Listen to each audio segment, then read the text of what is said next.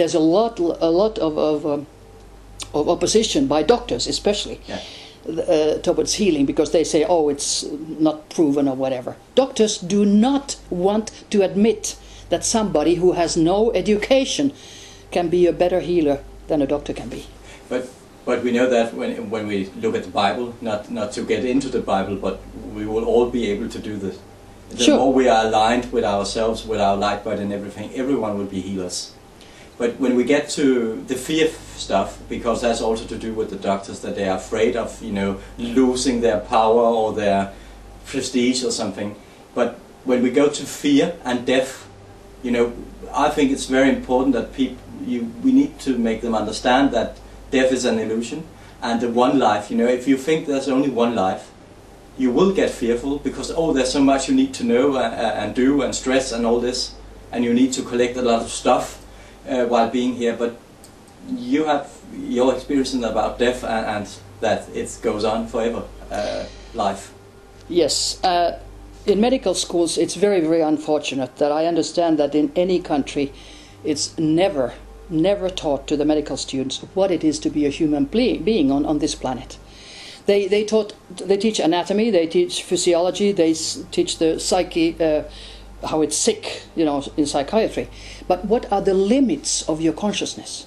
What is your consciousness? Where is it? What color is it? What form is it?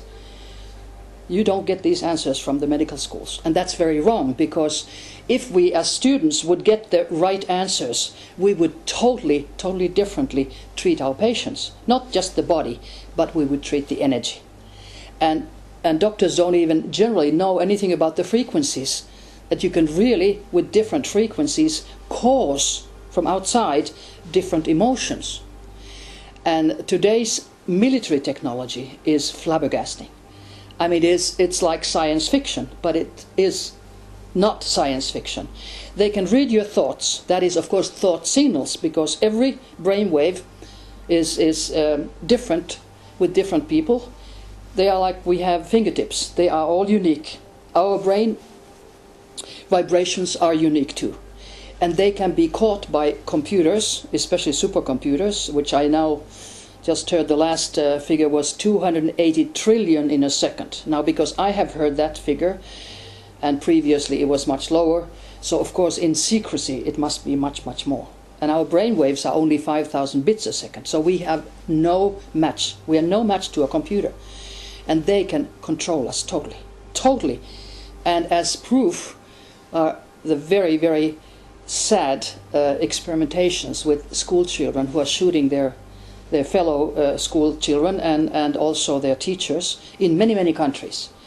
And the real reason for that experimentation is they are trying to change the laws to take away guns.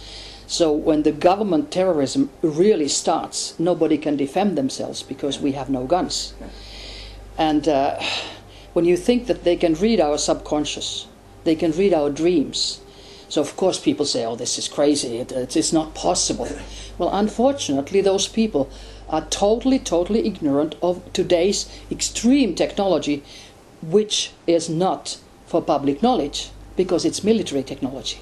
Military never tells how they have weapons of mass destruction. And mind control was already in 2002 in Geneva accepted as a weapon of mass destruction.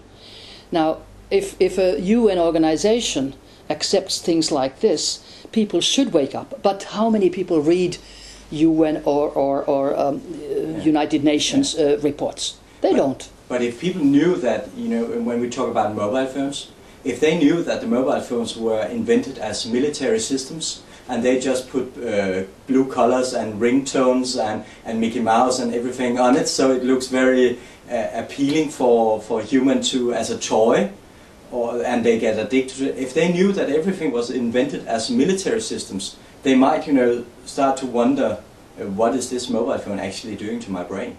It's a weapon. It's absolutely a weapon. And the worst thing is many parents give it to their children, because they say, oh, I have to know what the child knows and where the child is after school. Now, 20 years ago, we all lived without knowing where the child was after school. Yeah. And if we know that it's a weapon that can kill, it killed, for instance, in Chechnya, General Dudayev. He was talking to the mobile phone, and his brain waves were just burnt. Yeah. They just add 20,000 times more frequency on it, Yeah. more power on it, and they're burnt. And according to a paper I once read, the Food and Drug Administration in the United States has also said that one single phone call's effect stays 1 week in your brain.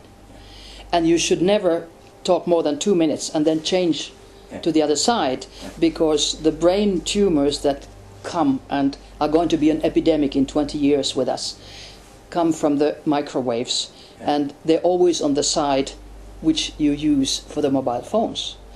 So if you love your children, don't ever give them a mobile until they're about 18, because their brain waves are not, and their brain and their nervous system is not developed until they are adults.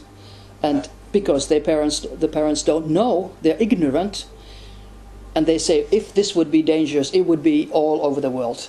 And even WHO is not admitting the facts, which I think is very, very disturbing for the health professionals. Yeah, you say it's a weapon and it can kill you, but actually you can say it has killed the consciousness and you know, the deeper connection in people, because it seems like, actually when we talk about mind control, it seems like it works perfectly, because people, they don't question anything anymore. It's like when you say something to them, especially about children, please be careful, please, because this is not, your child has to develop, and so they will not develop right, then they will become crazy people or just be no use anymore. But they have the same kind of replies or answers to these questions, or when they are getting told, and it's like they are defending the industry. So actually it's like they have been subverted, so they actually defend the technology, but not their own health. Well, I wouldn't say that they have killed the consciousness. I would say they have suppressed it totally. Yeah. Because they are wanting to have zombies in all the world. Yeah. Unfortunately, we have an unethical elite in the world that steers everything. And our governments, I don't care if it's the US government or Finnish or Norwegian, whatever, they have actually nothing to say. They are errand boys for the secret government that governs the world. And they want to get rid of 2/3 of world's population. That is the middle class especially, because middle class can read and write and can think until they suppress them into zombies. They want worker class, slaves, and themselves. And they claim that this is done because there are too many people on this planet and this planet can't take it.